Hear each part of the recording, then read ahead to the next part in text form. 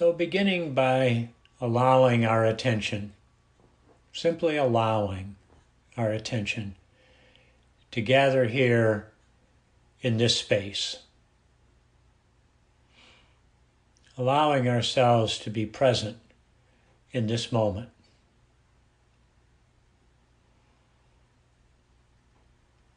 Following whatever routine for settling in works for us. Perhaps some deep breaths. Perhaps really feeling the surface we're sitting on. Settling in.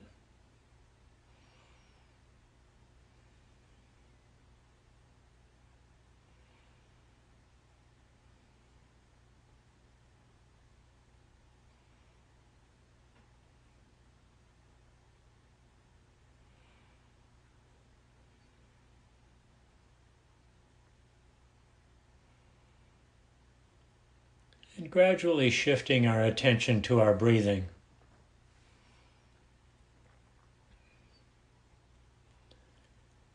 Noticing where our breathing shows up in the body and focusing our attention there.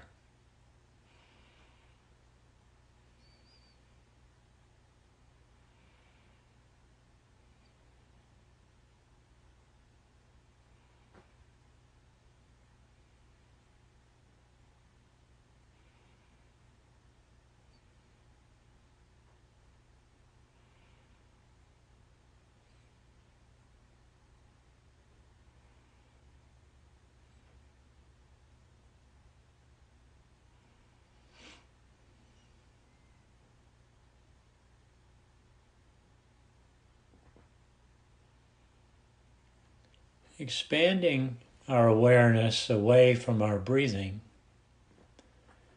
to noticing whatever thoughts are arising.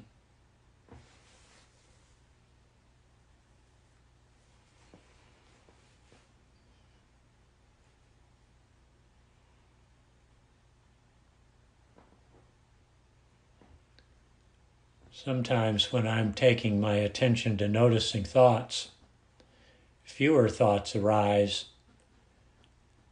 than when I'm focusing on breathing.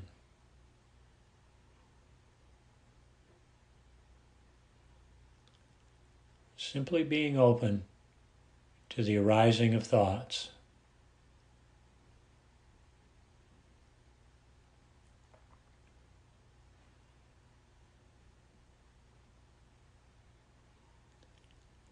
And as you notice a thought that's present, allowing it to be present.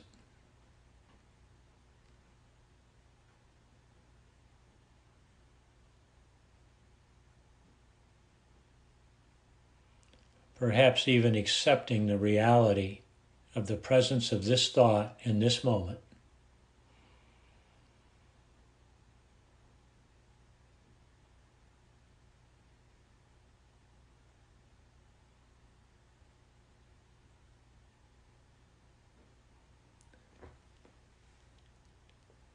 And now taking our noticing a little deeper, sharpening our focus just a little bit, and noticing whether there's any resistance or grasping, craving associated with the thought.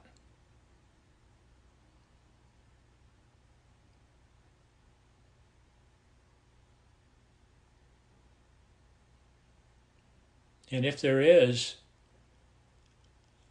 allowing that resistance or grasping to be present.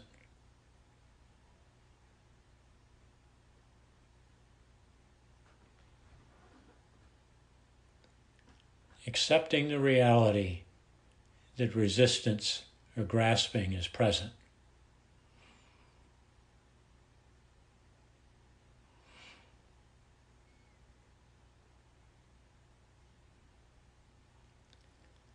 And then letting go and waiting quietly for the arising of another thought.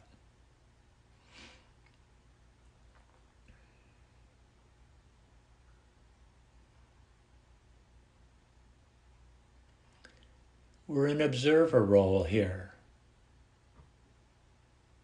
We're observing the thought and allowing it.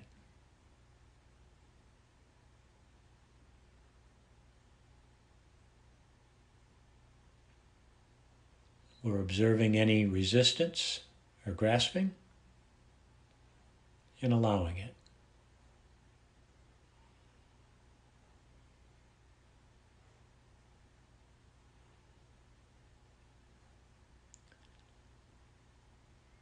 So over the next few moments, continuing to observe whatever thoughts arise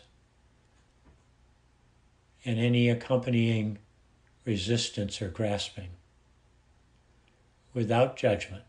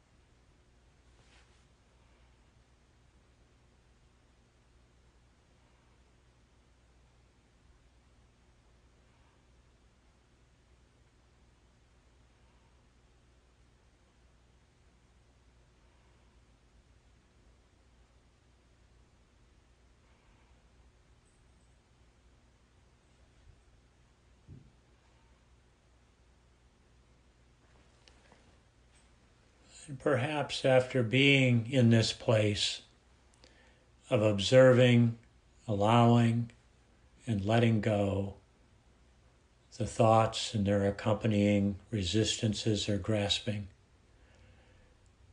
we're beginning to get a sense of space, of being a little less attached,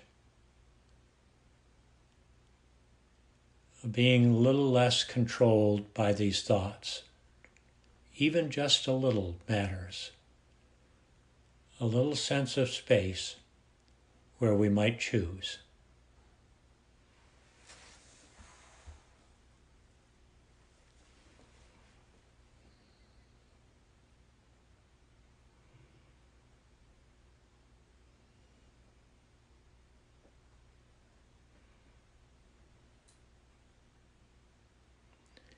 And in closing, offering yourself a little kindness for your willingness to be present and engage.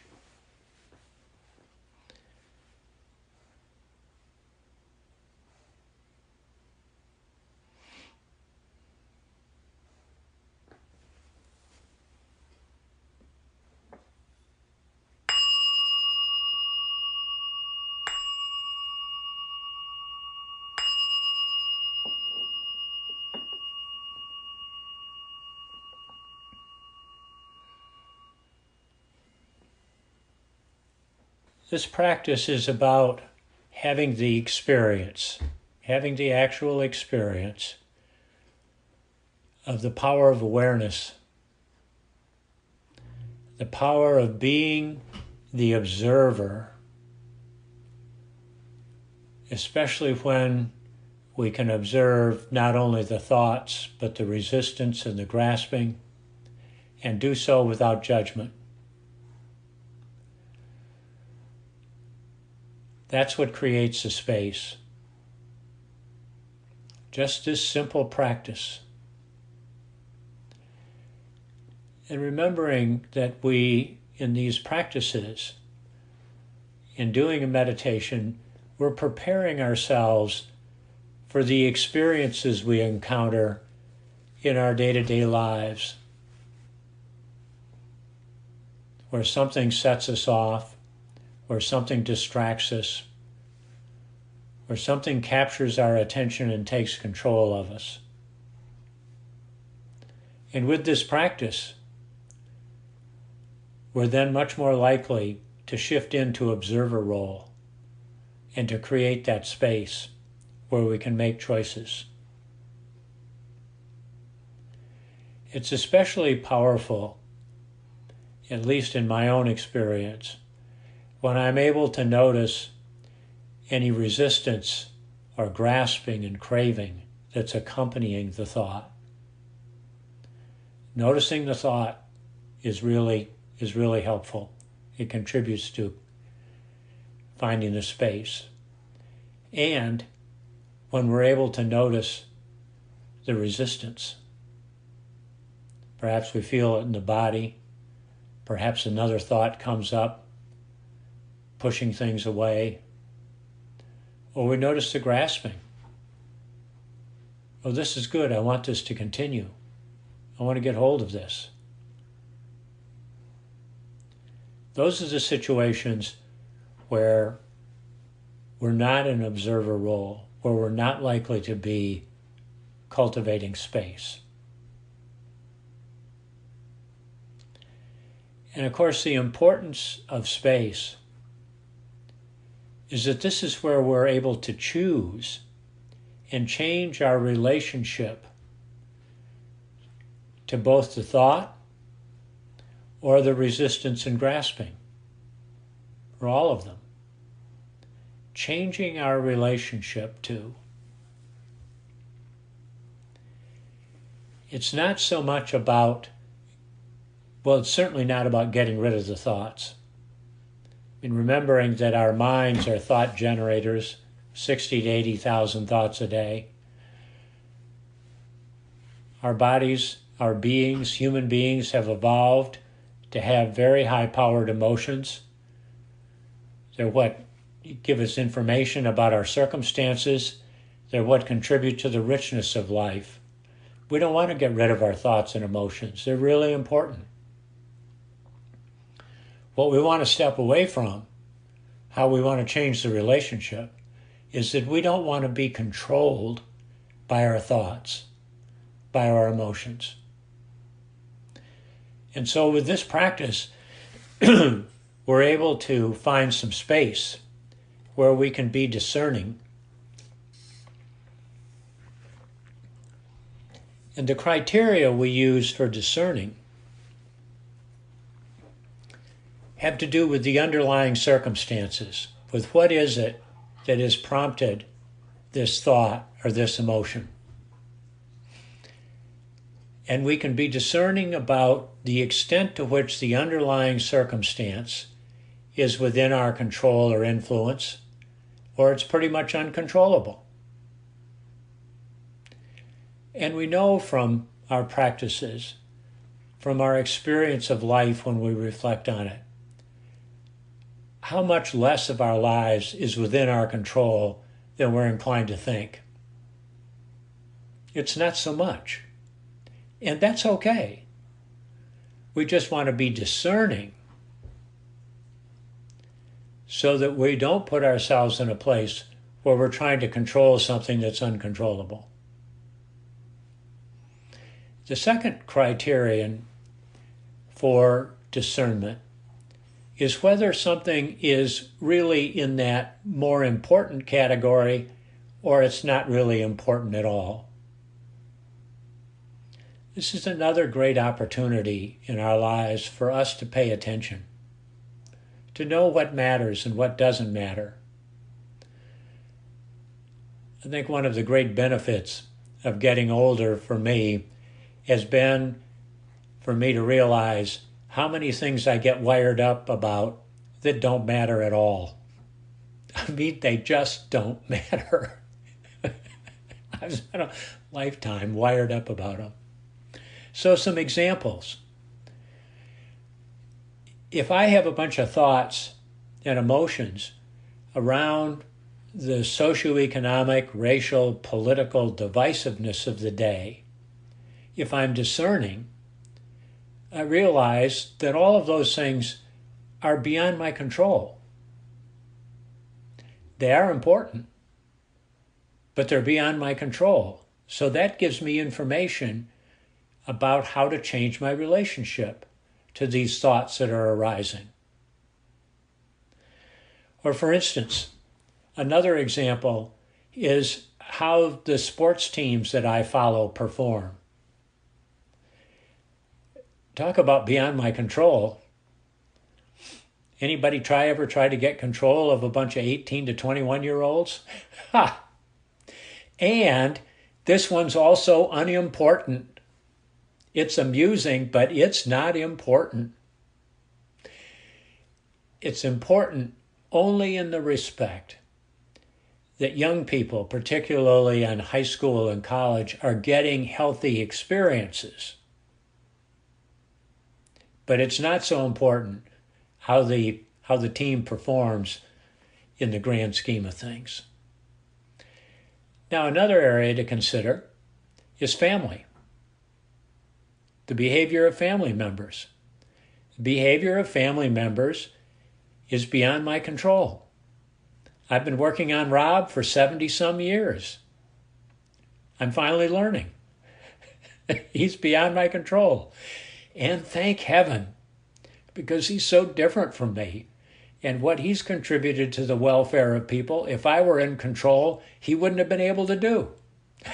So, on the other hand, our relationships with family are important.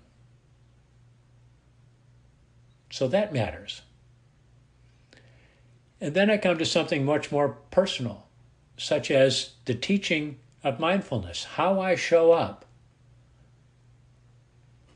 in these sessions. That's within my control. And based upon your responses, it's important. So that gives me some guidance, some discernment about how I choose to show up here. What makes a difference?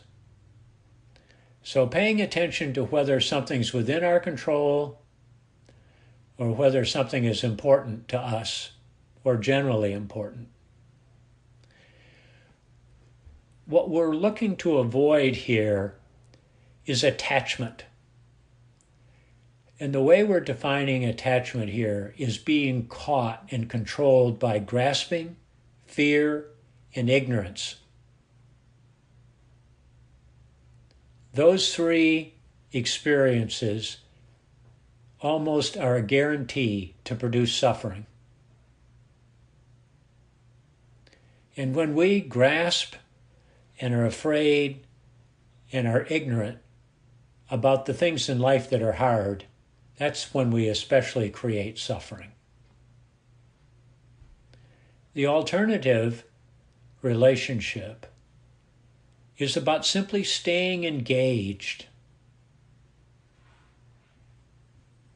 Staying engaged as in learning how to roll with the flow of the river of life.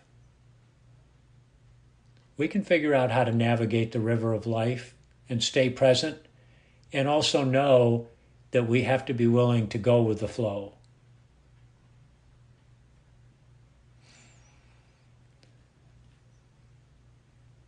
So here's the reflection question for today. And it's essentially the same one we had on Wednesday, which is, what are you learning, continuing to learn from this experience of observing thoughts and emotions, allowing thoughts and emotions, and letting go of them? And especially, how is this experience leading to freedom for you, leading to more choices, leading you to a place of discernment?